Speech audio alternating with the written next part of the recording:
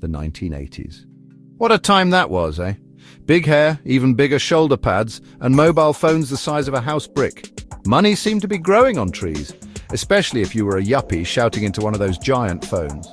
It was an era of glorious, unapologetic excess. Nobody did subtle. If you had it, you flaunted it, and that applied to absolutely everything.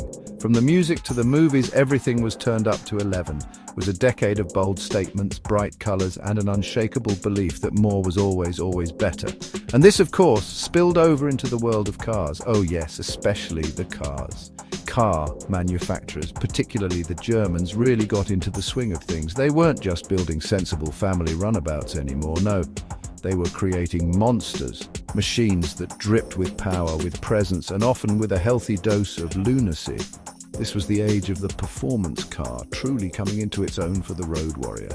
You didn't just want to get from A to B, you wanted to get there quickly, loudly, and preferably sideways. Aerodynamics started looking angry, spoilers grew to picnic table proportions, and engine outputs climbed faster than a terrified squirrel. It was brilliant. Now imagine two absolute titans from this magnificent decade. Two German juggernauts, both with pedigrees longer than my arm and both with a serious attitude problem. In one corner we have the BMW M6, the original shark, a sleek coupe with motorsport DNA coursing through its veins, and in the other corner the Mercedes 560-cell AMG Widebody, a limousine that had clearly been spending too much time in the gym, and possibly a back alley brawl or two. These weren't just cars, they were statements of intent, automotive alpha males battling for supremacy on the Autobahn and in the casino car park. So what happens when these two Teutonic titans are pitted against each other, even retrospectively? It's more than just a comparison of horsepower and Nürburgring lap times, though there will be some of that, naturally. This is a clash of philosophies, a battle of styles, and a deep dive into what made 80s performance cars so utterly captivating. One is a finely honed rapier, the other a brutally effective warhammer. Prepare for a proper dust-up, because this is going to be loud, it's going to be fast, and it's going to be very, very German.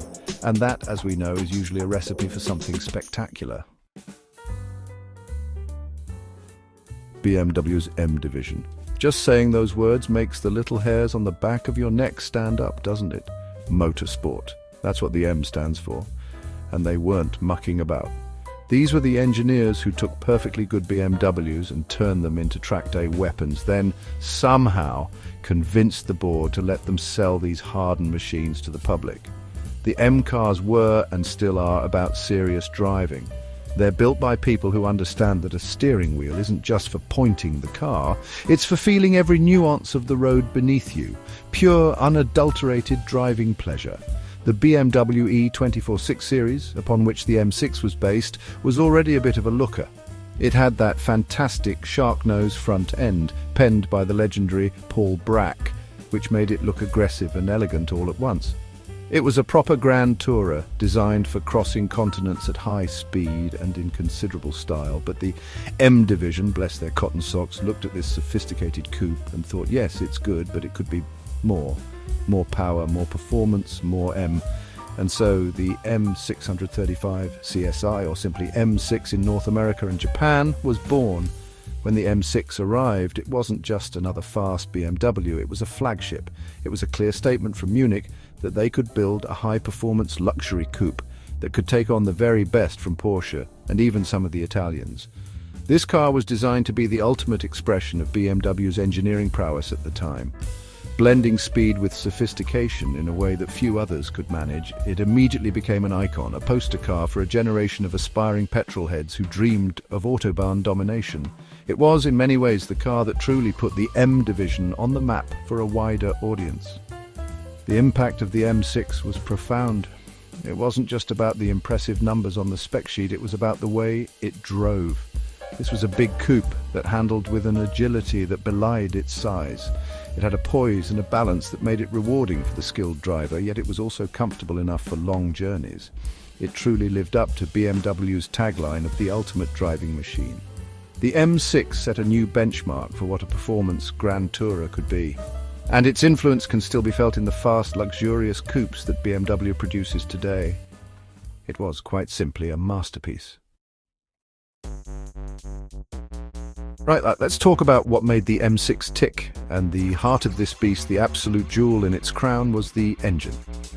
It wasn't just any old six-cylinder, oh no, this was the M88/3, a 3.5-litre 24-valve straight-six power plant that was a direct descendant of the engine found in the legendary BMW M1 supercar. Think about that for a moment. Supercar engine in a road-going coupe. That's like putting a cheetah's heart in a greyhound. It produced a very healthy 286 horsepower in European trim, a bit less for the catalyst-equipped American versions, but still enough to make you grin like an idiot. And the sound. That straight-six symphony was pure automotive opera. So it had the engine, but could it move? You bet it could. For its time, the M6 was properly quick. 0 to 60 miles per hour was dealt with in around 6 seconds, which was knocking on supercar territory back in the mid-80s. Top speed, well north of 150 miles per hour. This was a car that could embarrass many so-called sports cars of the era, all while cocooning its occupants in relative luxury. But it wasn't just a straight-line missile. BMW M engineers worked their magic on the chassis, ensuring that it could handle all that power with grace and precision. It was a joy to thread through sweeping bends. The chassis and suspension were a work of art. BMW knew that power is nothing without control, so the M6 received Bilstein shocks, stiffer springs, and larger anti-roll bars compared to the standard 6 Series. The result was a car that felt planted and communicative. You always knew what the wheels were doing. The steering was precise, giving you the confidence to push harder. It struck a remarkable balance between being a comfortable grand tourer for those long continental drives and a sharp, responsive sports coupe when you found a challenging piece of road. It truly was the best of both worlds. Step inside and you were greeted by an interior that was luxurious for its day, but with a clear focus on the driver. Beautifully stitched leather sports seats held you snugly in place. The dashboard was a model of clarity, with those classic BMW orange-lit instruments giving you all the vital information without any unnecessary fuss. You got electric windows, air conditioning, and a decent stereo, sure, but the main event was that perfectly placed steering wheel, the slick gear lever, and the promise of the incredible driving experience that lay ahead. It was a special place to be, the cockpit of an M6. Now, let's turn our attention to the other German heavyweight in this contest, the Mercedes-Benz 560-cell AMG Widebody. In the 1980s, Mercedes-Benz was the undisputed king of luxury and engineering solidity. Their cars were built like bank vaults, designed to last forever, and exuded an air of quiet, Teutonic superiority. The W126 S-Class, on which this AMG monster was based, was the absolute pinnacle of this philosophy. It was the car that world leaders, captains of industry, and anyone who was anyone chose to be chauffeured in. It whispered success, power, and impeccable taste. But then there was AMG. Before they were officially swallowed up by Mercedes-Benz, AMG, based in a small town called Affalterbach, was an independent tuning house, and they weren't interested in quiet superiority. Oh no. AMG was run by a couple of ex-Mercedes engineers, Hans-Werner Aufrecht and Erhard Melcher, the A and M in AMG, with the G from Aufrecht's birthplace Grossersbach. They took perfectly sensible Mercedes cars and injected them with a massive dose of adrenaline and often a healthy shot of pure, unadulterated madness. They built a reputation for creating some of the most outrageously powerful and aggressive Mercedes cars the world had ever seen. The standard Mercedes-Benz 560 SEL was already a formidable machine. It was the long wheelbase version of the S-Class, powered by a creamy smooth 5.6-litre V8 engine. It was powerful, comfortable, and oozed sophistication. It really didn't need improving, or so you might think. But the chaps at AMG looked at this stately limousine and saw untapped potential. They saw a car that could be transformed from a symbol of dignified luxury into an autobahn-storming, tire-shredding beast. They envisioned a machine that would not just command respect, but demand outright fear. It was a bold, almost heretical idea. And so the Mercedes 560-cell AMG Widebody was born. This wasn't just a case of bolting on a louder exhaust and some fancy wheels. AMG went to town on the S-Class. The most visually striking modification, of course, was the wide-body kit. Those massively flared wheel arches, the deeper front spoiler, aggressive side skirts, and a purposeful rear valance completely transformed the car's demeanor. It went from being a distinguished diplomat to a heavyweight boxer in a bespoke but very tight suit.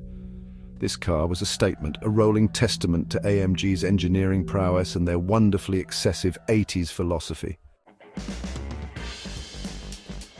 Section 5. AMG's iron fist performance and distinctiveness of the 560 cell AMG. So AMG gave the 560 cell a menacing new suit, but what about the muscle underneath? Well, they didn't disappoint. AMG had a reputation for serious engine tuning, and they applied their dark arts to the big Mercedes 5.8.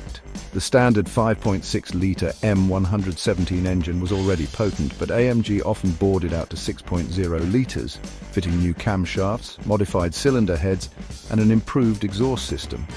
Power figures varied depending on the customer's desires and the depth of their pockets, but outputs well over 300 horsepower, sometimes approaching 380 horsepower with the full-fat 32-valve DOHC conversion, were common.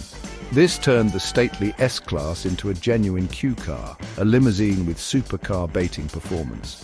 But it wasn't just about raw, straight-line grunt, though it had plenty of that. AMG understood that all that power needed to be managed. So the 560 SEL AMG often received upgraded suspension components, including stiffer springs and Bilstein dampers, to help it handle the extra performance and the wider track. The brakes were also beefed up to ensure that this 2-ton projectile could actually stop. While it was never going to handle like a nimble sports car, the AMG treatment gave the Big Benz a surprising level of composure and agility for such a large and luxurious machine. It could hustle down a challenging road with an authority that would shock many. The sheer, unadulterated presence of the 560 SL AMG Widebody was a huge part of its appeal. That widebody kit wasn't just for show, it was necessary to accommodate the significantly wider wheels and tyres, often iconic AMG monoblocks, which provided a much larger contact patch for improved grip. It sat lower, looked meaner, and made a noise that was far more aggressive than any standard S-Class. Driving one of these down the road, you didn't just turn heads, you practically snapped them off. It was an intimidating machine, broadcasting its performance potential to anyone who dared to look. Inside, the opulence of the standard S-Class cabin could be further enhanced with bespoke AMG touches. Customers could specify unique wood trims, upgraded leather upholstery, special AMG steering wheels, and even additional instrumentation. It was the ultimate expression of 80s automotive excess for those who needed 4 doors and a massive boot, but still craved earth-shattering performance and head-turning style. It was a car that said you had arrived, and you had arrived very, very quickly, probably with a faint smell of burnt rubber and a massive grin on your face. It was, in short, gloriously over the top. Section 6, Clash of Titans. Design philosophy, M6's sleek aggression. Let's talk about looks, because these cars had them in spades, though in very different ways. The BMW M6 started life as the E246 series, a car penned by the great Paul Bracq, and honestly, it was a masterpiece of design right out of the box. That iconic shark nose front end, leaning forward purposefully, gave it an immediate sense of aggression and speed. The lines were clean, elegant, and perfectly proportioned for a grand touring coupe. It was a design that managed to be both sporty and sophisticated, a difficult balancing act that BMW pulled off with aplomb. It looked fast even when it was standing still. When the M division got their hands on it to create the M6, they didn't mess with perfection too much. Their enhancements were subtle but effective, designed to signal the car's increased performance capabilities without shouting too loudly. You got discreet M badges on the grille and boot lid, a subtle chin spoiler, a small rear lip spoiler, and unique alloy wheels that hinted at the upgraded brakes lurking behind them. It wasn't festooned with enormous wings or garish graphics. The M6's aggression was an understated, confident sort of menace. It didn't need to yell, it simply knew it was good. There was a clear focus on aerodynamics and function within its beautiful form. The slight forward rake of the body, the smooth flanks, and the carefully sculpted spoilers all contributed to its stability at the high speeds it was capable of achieving. This was a car designed to slice through the air with minimal fuss, allowing it to cover vast distances on the Autobahn effortlessly and in supreme comfort. It was a grand tourer in the truest sense of the word, combining speed, style, and long-distance capability into one incredibly desirable package. The M6 was built for serious driving, and its design reflected that purpose. The overall impression of the BMW M6 was one of sophisticated aggression. It was a car for the connoisseur, for someone who appreciated fine engineering and exhilarating driving dynamics, but didn't necessarily feel the need to broadcast their car's performance to the entire world with ostentatious add-ons. It had a timeless elegance that still looks fantastic today, a testament to the purity of its original design and the tasteful enhancements made by the M division. It was the thinking man's muscle car, a beautifully crafted tool for devouring miles and carving up mountain roads, a true classic. Section 7, Clash of Titans, Design Philosophy, 560-cell AMG's imposing presence. Now, if the BMW M6 was all about sleek, understated aggression, the Mercedes 560-cell AMG Widebody was, it was something else entirely. The base car, the W126 S-Class, was another design masterpiece, this time from the legendary Bruno Sacco. It was a paradigm of timeless elegance, Teutonic solidity, and understated luxury. For many, it was, and still is, the definitive S-Class design. It was a car that conveyed status and impeccable taste without resorting to vulgarity. It was the benchmark for luxury saloons the world over, a car that exuded quiet confidence and engineering integrity. Then AMG got involved, and quiet confidence went straight out of the window, probably sideways, in a cloud of tyre smoke. The transformation wrought by the AMG Widebody kit was astonishing. Those massively flared wheel arches, the deep front air dam that looked like it could swallow small hatchbacks, the chunky side skirts and the purposeful rear valance, they utterly changed the car's character. It went from being a distinguished statesman to a bare-knuckle brawler in an ill-fitting tuxedo. There was absolutely nothing subtle about the AMG Widebody. It was designed to dominate, to intimidate, and to make an incredibly bold statement. This wasn't a car for shrinking violets. This was pure, unadulterated 1980s machismo rendered in steel and fiberglass. The wide-body conversion wasn't just a styling exercise, it was functional, allowing for the fitment of much wider wheels and tyres for improved grip and handling. But let's be honest, the primary purpose was to look utterly menacing. It screamed power, wealth, and a blatant disregard for subtlety. It was the automotive equivalent of a power suit with shoulders so wide you could land a light aircraft on them. It was, in a word, awesome. The contrast with the M6's design philosophy could not be more stark. If the BMW M6 was a finely honed scalpel designed for precision and elegance, then the Mercedes 560-cell AMG Widebody was a ruddy, great sledgehammer, built for brute force and maximum impact. Both were incredibly effective at achieving their goals, but they approached the concept of high-performance German motoring from entirely different angles. The AMG was a four-wheeled V8-powered expression of the 80s obsession with excess, and it was utterly unashamedly brilliant for it. It was a car that didn't just enter a room, it demolished the door. Section 8, Wide-Body Warfare, the significance of body kits in the roaring 80s. The 1980s tuning scene was a wonderfully wild and often bewildering place. It was a veritable Wild West of automotive modification where imagination and sometimes questionable taste ran rampant. And if there was one modification that truly defined the era, it was the body kit. Forget subtle engine tunes or discrete suspension upgrades. If you wanted to make a statement in the 80s, you bolted on some extra plastic or fiberglass. Making your car look unique, aggressive, and often a bit like something out of a science fiction movie was the ultimate goal for many enthusiasts. So why the obsession with wide-body kits in particular? Well, there was a functional element, of course. Wider arches allowed for the fitment of fatter tyres, which meant more rubber on the road, which in turn meant more grip. This was genuinely beneficial for cars with significantly increased power outputs, like many of the creations emerging from tuning houses such as AMG, Koenig or Gembala. But let's be brutally honest here. For many, the primary appeal of a wide-body kit was the sheer visual impact. It screamed aggression, presence and exclusivity. It was about standing out from the crowd in the most dramatic way possible. Now, it must be said that the quality and aesthetic success of these body kits varied wildly.